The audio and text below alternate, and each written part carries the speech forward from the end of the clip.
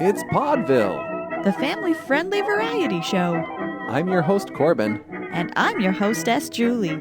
Every other Friday, we and our 4 kids bring you a show packed with silly games, outrageous vintage ads, wild stories, and catchy original songs. Find us at podville.com. That's PAUDEVILLE.com. Or subscribe wherever fine pods are casted. Are you ready for me to stop talking? Always. The folklore in Kid Cryptid wouldn't exist if it weren't for the rich history and vibrant cultures these stories come from. While we do our best to provide accurate information, we recognize that we are, at best, amateurs here. This podcast is best considered for entertainment purposes only, and it comes from a place of love and respect for the peoples behind the lore. Now, on with the show.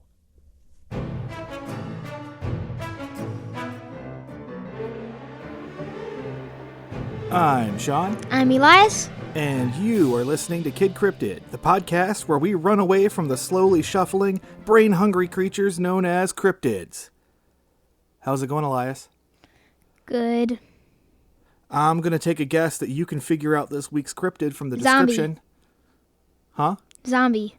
Yeah, so go ahead and tell me what you know about zombies. Well, what I know, for one thing, is a bunch of people that think that zombies want to eat your brains. But sometimes zombies actually want to just kill you. They also sometimes have pale skin. They're usually known for groaning a lot. And they usually sometimes try to attack you, usually when you don't do anything to them. How does someone become a zombie? Either you get bitten by it or the virus spreads. So it's a virus. And it can be. Okay. What if I told you that's really all modern stuff involving zombies? I know that. The original story is less flesh-eating and a lot sadder. With that in mind, I want to point out that this next bit gets pretty grim, and it's okay to fast forward a bit if it gets to be too much. Yeah. In the 17th century, Haiti was a French colony. At this point in time, the slave trade was well underway, and Haiti was a major destination for forced labor from Africa. It was also extremely brutal. While slavery in general was cruel and backbreaking, being a slave in Haiti was especially bad. Most slaves were worked to death over the course of a couple years, creating a constant market for new slaves to be captured and shipped to the island. Out of all of this suffering, a belief grew amongst the slaves that death would release them to an afterlife that was much like Guinea or Africa. It was a faint bit of hope in an otherwise hopeless circumstance. However, because things were so awful, it was very common for slaves to take their own lives rather than be constantly abused, beaten, and worn down. It was believed that these unfortunate souls would not be granted the peace of that longed-for afterlife. Instead, they would be doomed to roam the earth as a creature neither living nor dead. A zombie. I was thinking you were going to say they would get their revenge. No, actually it was worse than that. They wound up unliving, kind of as a slave forever, trapped in their bodies with their soul unable to go anywhere. So they survived forever? As a mindless zombie, yeah. And they did all the dirty work for someone? Yeah. So it was a fate even worse than death. Eventually, in the 19th century, French colonization in Haiti came to an end, and the folklore involving zombies began to change. Gradually, they got incorporated into the voodoo religion that had come from West Africa during the slave trade. Rather than being the result of one's own actions, it came to be believed that zombies were the result of a shaman or a sorcerer using necromancy to raise and control the dead. The sorcerers would use the zombies as slaves to do their bidding, either as labor or to carry out crimes. So even though slavery was over, the concept of zombies was still tied to it. Okay, so when I heard voodoo, I was like, do you mean as in voodoo control or as voodoo bring back to life? Well, the voodoo shaman would bring them back and then have control over them. Okay. And usually whatever they were using the zombie to do was not good. Usually. I mean, I can't blame you, because they're just mindless zombies. Yeah, but it's not so good to disturb somebody after they've died. I mean, let them rest. Rest in peace. So how did zombies become what they are today? For that, we can thank George Romero and his 1968 film Night of the Living Dead. These zombies were a world away from the ones in Haiti. They didn't involve voodoo or slavery, but rather, as Romero put it, what if the dead don't stay dead? There's other symbolism involved as well, and it's still debated what, if anything, the film and the zombies represent. The main thing to take away, though, is that the image and concept of zombies was forever changed. This is where the mindless, lumbering killing machines come from. Just masses of zombies roaming around a wasted earth while a few survivors desperately try to make the best of their situation. So sort of like Left 4 Dead. That's the kind of zombies that we know today, yes. Largely because of Night of the Living Dead. So it was basically there were these survivors, and there was a abandoned place with a bunch of zombies, and they had to get through all the zombies. So Night of the Living Dead is a little different than that. I haven't actually seen the movie in a really long time, so I don't remember how the zombies get started. But they wind up trapping people in a farmhouse, and the people try to make a last stand there. I mean, in Left 4 Dead, they get an infection, and they start the population for everybody else except some for survivors. And that's a really popular trope today. Mm-hmm. And of course, from the original Night of the Living Dead, things only grew. We've seen slow zombies, fast zombies, friendly zombies, funny zombies, zombie animals, talking zombies, and the list goes on. The symbolism and metaphor that they originated from in Haiti is all but forgotten. Instead, they've become an icon of entertainment. Now, before you think this is all just fiction, there are stories involving zombies in actual medical journals. In 1997, an article was published in one such journal that detailed the case of a woman who apparently died and was buried in a tomb. 3 years later, though, she reappeared.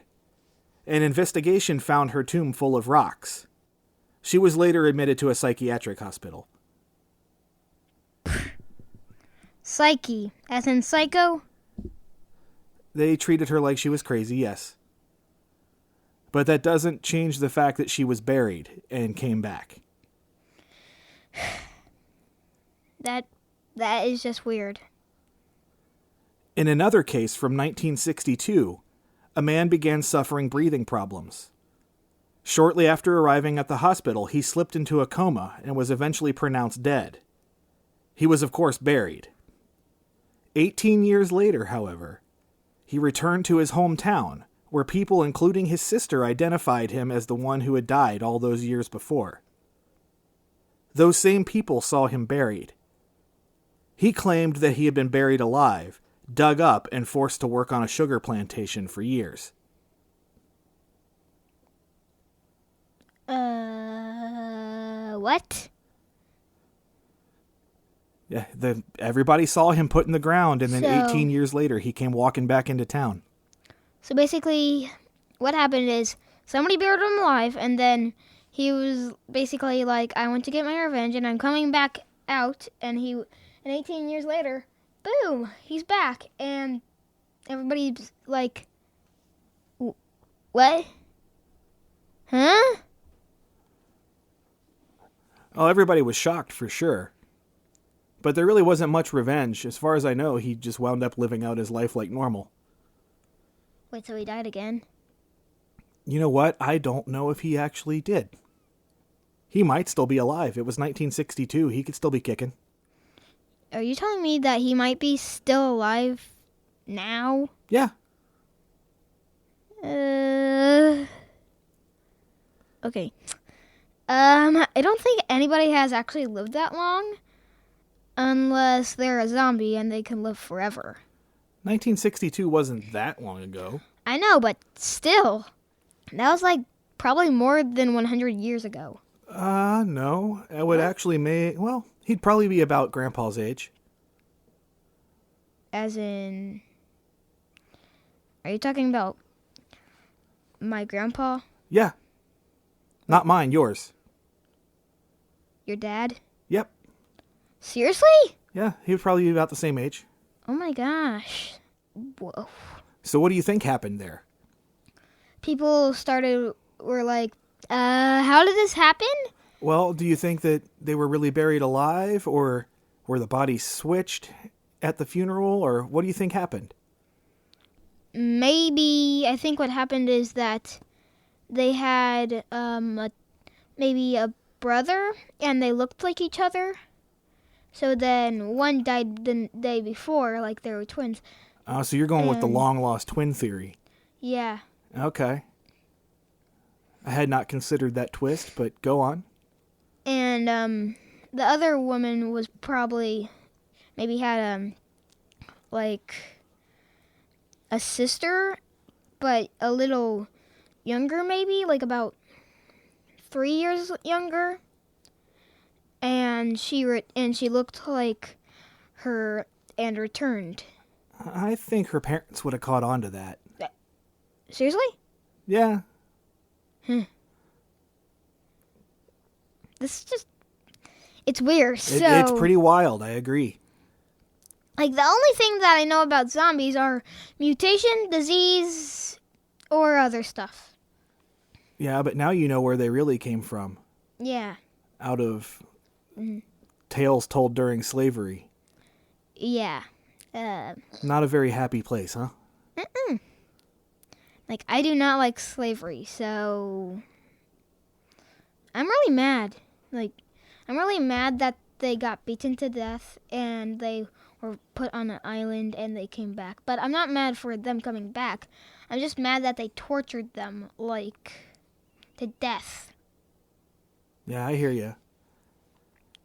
So what if I told you, though, there's also some science behind the voodoo? Oh, really? You should be into that. You like science. I actually love science.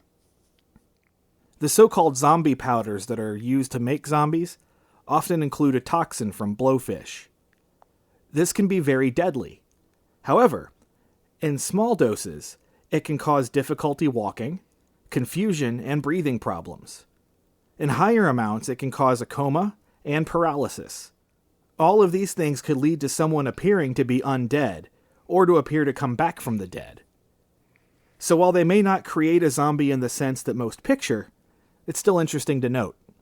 Well, what I was thinking is that they would use that powder, and then they would let them starve, and they would give them no choice but to eat, like something that was, like, maybe something from a dead body, rotten flesh or something, and then they would turn into a zombie. Eating rotten flesh, huh? Yeah, because you know how we talked about the Wendigo and how they are cannibals? Yeah. Zombies can sometimes be cannibals. Well, I would argue that really they're always cannibals. Sometimes they just want to kill you. I thought they were all about eating. Well, Left 4 Dead, they actually don't eat you. They just pound you to death. Yeah, I think Left 4 Dead might be a little above most of our listenership as far as what they kind of get to play. Yeah, I know. It's not a very kid-friendly game. Again, I am a horrible parent. It's not a kid-friendly game. So, there you have it. This is our crash course on zombies. What do you think? So... Life lesson. If you ever think that somebody has used voodoo to make a zombie, don't think that. Think it's science.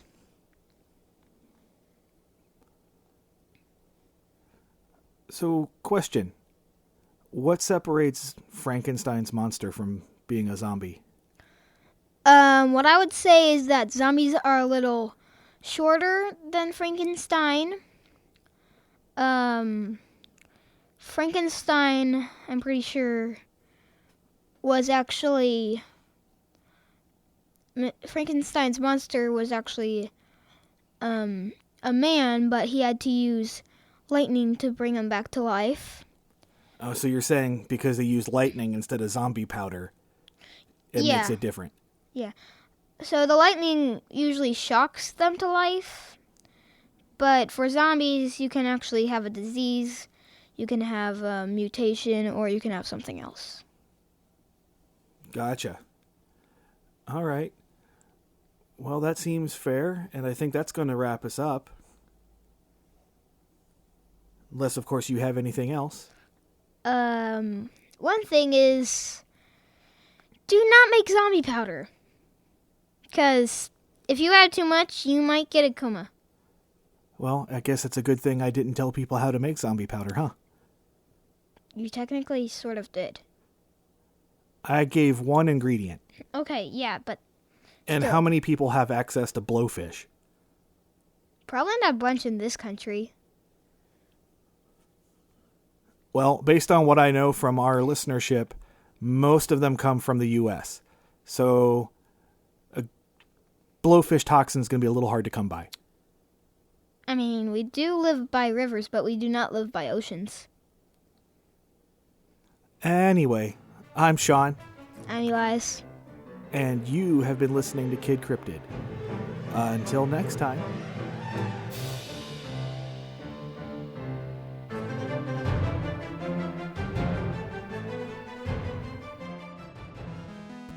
Hello, friends. Jonah here from Quest Company Jr., popping in to say that the show that you've just been listening to is part of the Podicon Go podcasting network, a group of independent creators committed to creating, distributing, and supporting content that's family-friendly and fun for all ages.